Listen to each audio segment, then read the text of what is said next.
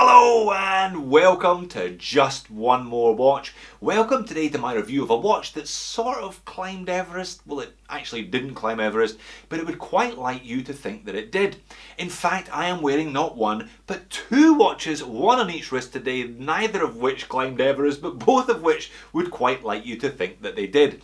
I am, of course, referring to the Rolex Explorer and the object of today's review, the Smiths Everest PRS-25. Now, there is a bit of history here, there's a bit of a story, so I'll run you through that at the beginning. Without wishing to ruin the rest of the video, this Smiths watch is an absolute beauty. I think it's a fantastic little watch, great story behind it, and a great price to boot. Now, this one was loaned to me by a subscriber called John. Big thank you to you, John. He lives relatively locally to me here in Sydney, and he got one of these watches in and said, would I be interested in reviewing it on the channel? I said, you're damn right, John, thank you very much. I'd actually been in touch with Eddie from Time Factors, who are the current supplier and manufacturer of these watches in the UK, but Eddie said he was just too busy as it was. He didn't need the extra publicity, so he politely declined the offer of a review. Sorry, Eddie, looks like you're getting the publicity regardless. Let's flip the camera and have a look at both of them. Now, I've got some good news, some bad news, and some good news with this one, and I'm going to present it in that order. I believe that's traditionally referred to as a sandwich.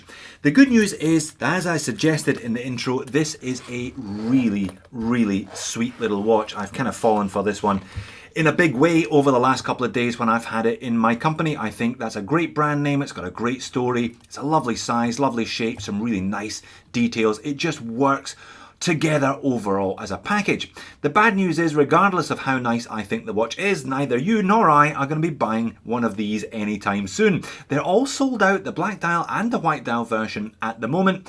Restocking in August. I know this because I contacted the aforementioned Eddie and he said that that's when the next batch would be available.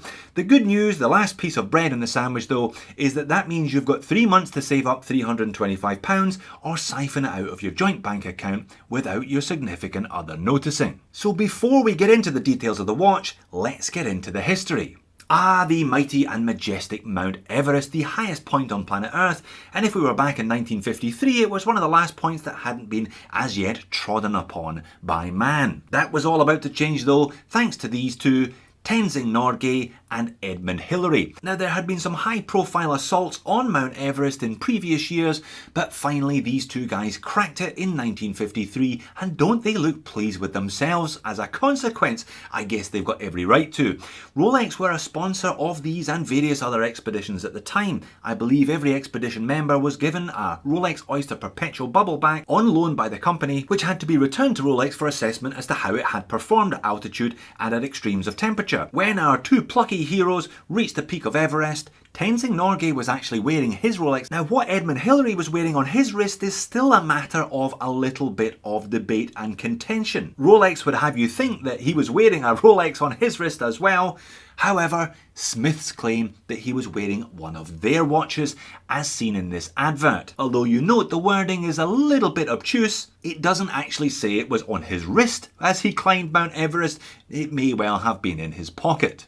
It didn't take long for Rolex to capitalise on this wonderful marketing opportunity, and they released the first of their Rolex Explorer models later that year. However, as you can see here, it didn't feature the word Explorer on the dial, but it did have the classic 369 Arabic layout that we are all so familiar with. Various Explorer models followed over the year, all the way up to the 214, 270, the 39mm Explorer that we have today and that I've reviewed on the channel in the past. As you can see here from the current Rolex website, they're not shy about associating their line of Explorer watches with the conquest of Everest, and neither they should be. But what you ask of Smiths? Well, Smiths had a relatively successful time in the 50s and 60s off the back of their Everest assault, but with the quartz crisis their business took a nosedive and they ceased to trade in 1979. However, one of the more pleasing elements about the resurgence of interest in mechanical watches over the last few years is that brands like Smiths have been resurrected, perhaps only in name, but still it's great to see that name back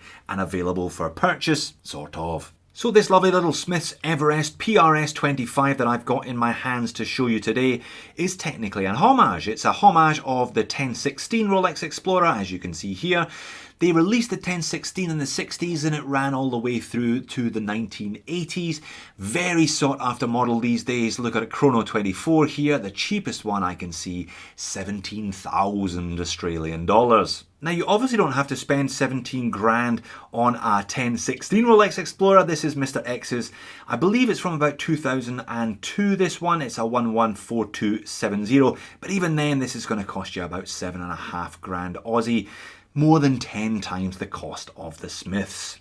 So it is an homage, but if anyone's got a right to homage the Rolex Explorer, then I guess it is Smiths. Now, if this black dial is just a little too close to the Explorer for comfort, they do a white dial version, or they do what they call the Smiths Everest Explorer, which is essentially a remake of a different Smiths watch from the 1950s. It's the same case, the same dial, the same bracelet, the same everything. So you do have a couple of options to go for. Now, by contemporary standards, it is a fairly small watch at 36mm, which is not going to suit everybody, but if you're okay with that size of watch, then I think this one is a little bit special. 36mm in diameter, 43mm lug-to-lug, super compact lug-to-lug, 11.3mm thick, 20mm lug width, and on the supply bracelet, sized up for my 7-inch wrist, this one weighs in at 127 grams, so a little bit lighter than that kind of sports watch average. This is a below the knuckle watch for me. I'll show you later on. I tend to wear watches this size, this shape, this weight, a little bit looser, and they sit a bit lower on my arm as a consequence. 316L stainless steel case, crown, bezel, and full stainless steel bracelet. We've got solid links, riveted bracelet style, screw links here, and it is thankfully a proper milled clasp with the Smiths logo engraved on the back of it. Case finishing is nice, high polish on the side, a little bit of brushing there, high polish on the bezel, nice and easy to grip crown with a Smiths S, and another nice touch here, there's actually a little bit of machining on the case, so the crown sits slightly recessed. Again, some lovely little touches in this watch. Drilled lugs here, an added bonus if you do want to pop this on and off a strap. Not that a watch with a 43mm lug-to-lug needs much more help to wear well, but it does have that inverted mid-link of the end-link as well, so this nice riveted bracelet tapers to your wrist as soon as it leaves the case. 5 micro adjust here means, again, no excuse for not getting a good fit with this one.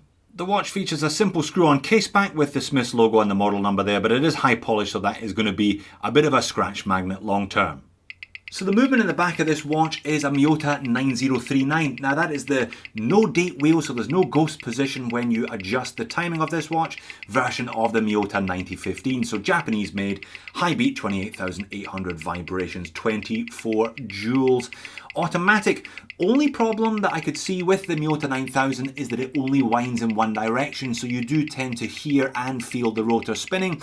In this case though, I haven't noticed it all that much with this specific watch. Plus 5 seconds per day, healthy amplitude, 0 beat error, just what you're looking for. Let's have a look at this lovely dial. I think one very well chosen element to this watch that really does add a little bit of magic is that double domed sapphire crystal. You can see a kind of slightly boxed profile, very, very gentle dome here, and there's a touch of purpley blue anti-reflective coating. It really does bring the whole watch together. Everything's very simple though. As I said, it's a 1016 homage, so very similar layout in that sense. Triangle at 12, the classic Arabic 3, 6 and 9s, stick markers everywhere else, and a fairly legible minute track. Mercedes hands obviously, but all nicely in proportioned. Smiths logo is quite large underneath the triangle at 12. Everest, you can kind of make it out, it's embossed and in grey, it kind of drifts in and out of your vision above the 6, and Great Britain. Now I may have suggested in the intro that these are manufactured in Britain. They're not manufactured in Britain, but it is a British registered company, which is why they get away with Great Britain rather than made in Great Britain on the dial there. And that dial has got plenty of lume on it. X1 grade C3 Swiss made Super Luminova, the best grade of C3 that you can get, the best and the brightest. I always reckon that a 20-minute exposure on my camera is the equivalent of kind of 4 or 5 hours of the human eye. Here we are at the end of the 20-minute and it's still nicely legible, still hanging on gamely. Good job on the lume. Big part of the personal appeal for this one for me is how this watch wears. I think it wears just beautifully, really nicely balanced and under 130 grams. Now 36mm is small by contemporary standards. Most of us are used to wearing 40s, 42s or perhaps even larger these days. But it's worth noting that the watches worn in Everest in 1953 were probably smaller than this. They were probably 34s. So I think 36 is a good size. And like I say, because it is a bit lighter and a bit smaller, I would be tempted to wear this one loose. I would be tempted to wear it below the knuckle. It doesn't impede the movement of the wrist in the same way that a large watch would. And that's the proper overhead shot. Those slightly off-white numerals, the slightly off-white hands really do stand out against that black dial. And as you see, the Everest logo there above the 6 almost disappears at this distance, but super legible. Outside in some natural light, and depending on how you hold the watch, that little grey Everest branding above the 6 does appear more prominent than it did under the studio lights. You can also see clearly that the anti-reflective coating is doing its job and it's still ultra legible.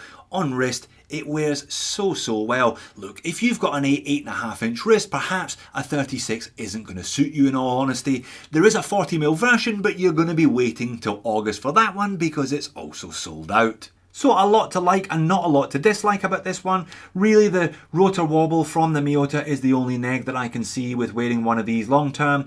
£325 I think is a pretty good price considering the quality of the materials, the quality of the design, drill lugs, recessed crown, etc. That's a pretty solid bracelet on a watch for the price. It would have been lovely to have seen made in Great Britain on there as the old Smith's watches were, but I guess that would have taken the price tag far in excess of $325 with no guarantee of an incremental improvement in quality, let's be honest. 36 isn't going to be for everyone and some people aren't going to be comfortable wearing an homage, albeit an homage to a watch that is no longer available, no longer produced. Like I said, they've got that Everest Explorer Expedition for you if you want a more original design that's true to the Smith's name. Big thank you again to John for loaning me this one. It's a treat and he's probably just cost me 600 Aussie. So there you have it, the Smith's Everest PRS-25. They don't make them like this anymore, which I think is a real shame. This is such a little honey of a watch. If you are okay with 36mm, personally I am more than okay with a watch this size. This should definitely be on your radar. Whether you buy into the whole Everest thing, the brand has been resurrected after being dead for a long time. I appreciate there's no continuous thread between one company and the other. Regardless, it's a great name to have on your wrist and a great story as well, I think. And it offers a really affordable alternative to a vintage 36mm Rolex Explorer. Thanks for watching. I'll see you in the next video.